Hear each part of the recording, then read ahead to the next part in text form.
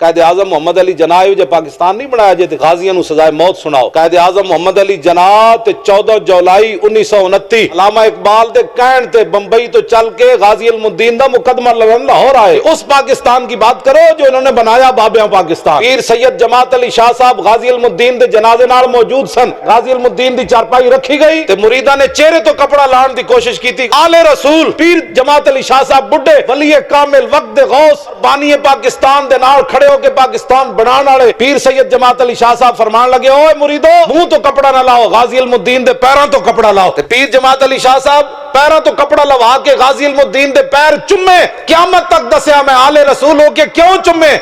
ए तरखान दा पुत्र ना हाफिज ना कारी ना मौलवी ना सूफी ना जाहिद।